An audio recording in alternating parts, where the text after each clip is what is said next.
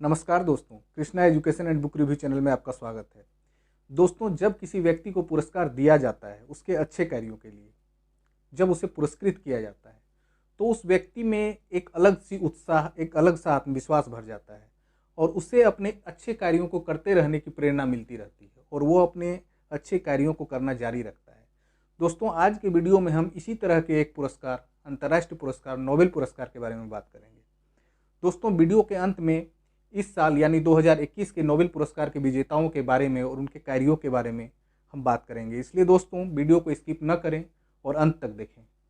मित्रों, नोबेल पुरस्कार की स्थापना 1901 ईस्वी में स्वीडन के वैज्ञानिक सर अल्फ्रेड नोबेल ने की थी। दोस्तों, ये वही वैज्ञानिक हैं जिन्होंने 1867 ईस्वी को डायनामाइट का आविष्कार किया था। दोस्तों, जब सर अल्फ्रेड नोबेल की मृत्यु हो गई तब 1896 ईस्वी तक उनके परिवार वालों को या स्वीडन के किसी भी व्यक्ति को, वहाँ के आम लोगों को ये बात पता नहीं था इन पुरस्कारों के बारे में। दोस्तों, इन पुरस्कारों के बारे में उनके परिवार वालों को और दुनिया भर के लोगों को तब पता चला जब उनके वसीयत को खोला गया और पढ़ा गया। उस वसीयत में लिखा हुआ था दोस्तों कि उनकी संपत्ति से जो कुल सालाना आय होगी, यानी उनके ब्याज से जो आय आएगा, जो संपत्ति आएगी, उसे योग्य व्यक्तियों को पुरस्कार देने में वितरित किया जाए। उनके वसीयत में यह भी लिखा हुआ था कि चाहे वो व्यक्ति स्वीडन का हो या स्वीडन के बाहर का हो, वो व्यक्ति कहीं का भी हो, यदि वो योग्य हो तो पुरस्कार पाने के लिए भी योग्य होगा और उसे पुरस्कार दिया जाएगा। दोस्तों, नोबेल पुरस्कार शांति, साहित्य, चिकित्सा, भौतिक विज्ञान, रसायन विज्ञान और अर्थशास्त्र के क्षेत्र में विशिष्ट योगदान करने वालों को प्रत्येक वर्ष दिया जाता है। दोस्तों, अर्थशास्त्र में जो नोबेल पुरस्कार दिया जाता है वो प्रारंभ में नोबेल पुरस्कारों की श्रेणी में शामिल नहीं था और ना ही इस पुरस्कार का जिक्र सर अल्फ्रेड नोबेल के वसीयत में था। दोस्तों, ये पुरस्कार तब से दिया जाने लगा जब स्वीरिग्स रिक्सबैंक, जो कि स्वीडन का एक केंद्रीय बैंक है, ने अपने 300वें वर्षगांठ पर यानी 1967 ईस्वी को अर्थशास्त्र के क्षेत्र में पुरस्कार देने की घोषणा की और पहला अर्थशास्त्र के क्षेत्र में जो पुरस्कार दिया गया वो 1969 ईस्वी को दिया गया और इसी पुरस्कार को नोबेल तुल्य पुरस्कार माना जाता है और इसे ही अर्थशास्त्र का नोबेल पुरस्कार कहा जाता है। दोस्तों, प्रत्येक वर्ष अक्टूबर के महीने में नोबेल प्राइज के विजेताओं की घोषणा की जाती है और पुरस्कारों का वितरण सर अल्फ्रेड नोबेल की पुण्यतिथि यानी 10 दिसंबर को किया जाता है। मित्रों, फिजिक्स, केमिस्ट्री और इकोनॉमिक्स में विजेताओं का चयन स्टॉकहोम स्थित royal Swedish academy of sciences द्वारा किया जाता है। साहित्य के क्षेत्र में विजेताओं का चयन नोबेल स्वीडिश एकेडमी द्वारा किया जाता है तथा Carolina institute of Nobel assembly द्वारा चिकित्सा शास्त्र के क्षेत्र में विजेताओं का चयन किया जाता है। ओस्लो स्थित नॉर्वे की नोबेल कमेटी द्वारा शांति के क्षेत्र में नोबेल पुरस्कार के विजेताओं का चयन किया जाता है।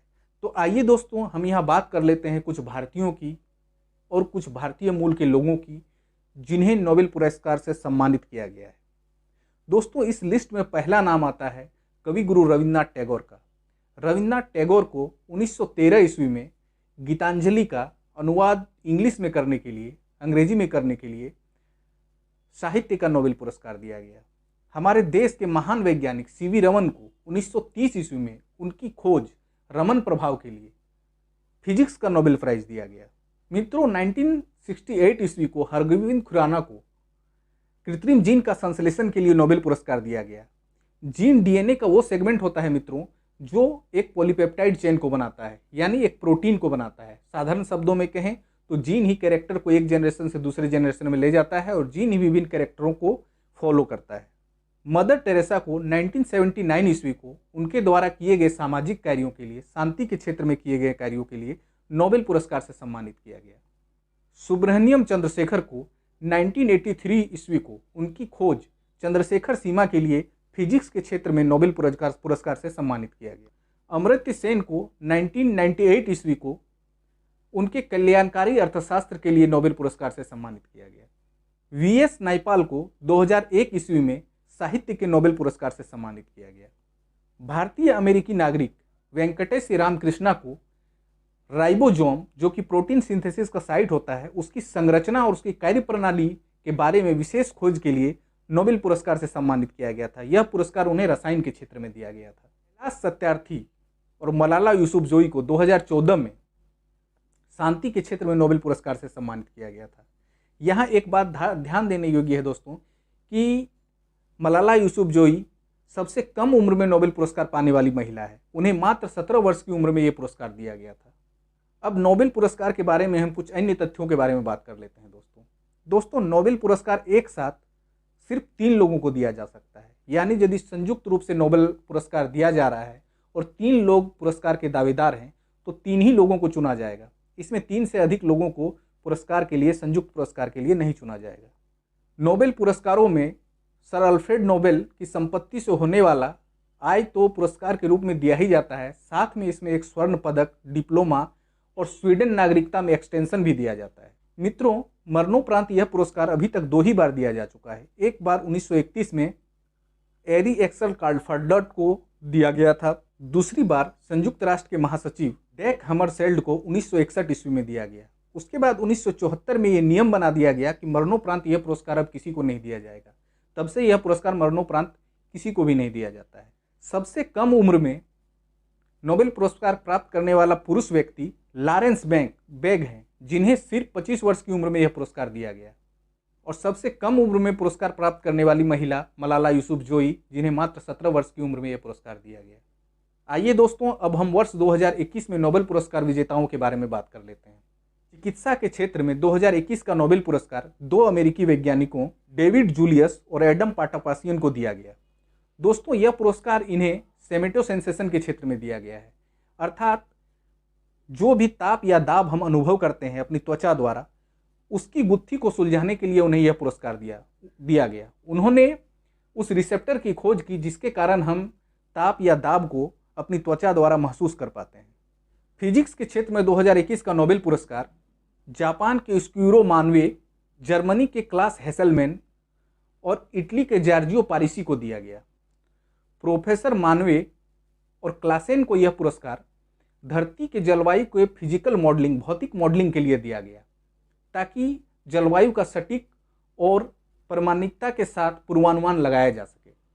परमाणु की गतिविधियों से पृथ्वी के चुंबकीय व्यवहार में जो परिवर्तन आता है, उसके लिए जॉर्जियो पारिसी ने जो अध्ययन किया, उसके कारण इन्हें 2021 का फिजिक्स का नोबेल प्राइज दिया गया। रसायन के क्षेत्र में 2021 का नोबेल पुरस्कार जर्मनी के बेंजामिन लिस्ट, अमेरिका के डेविड WC मैकमिलन को संयुक्त रूप से दिया गया। उन्हें यह पुरस्कार एसेमेट्रिक ऑर्गेनोकैटेलिस्ट के रूप में पहचाने जाने वाले अणुओं के निर्माण के लिए दिया गया।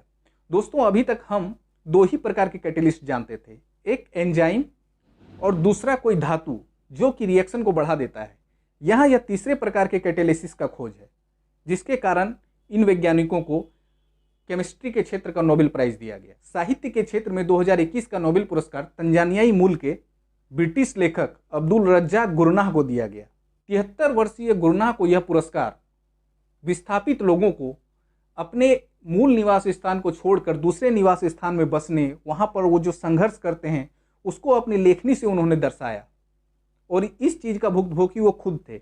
इस कारण से उन्हें 2021 के साहित्य के नोबेल पुरस्कार के लिए चुना गया। शांति के क्षेत्र का 2021 का नोबेल पुरस्कार फिलीपींस की पत्रकार मारिया रेसा और रूसी पत्रकार दिमित्री मुरातोव को दिया गया।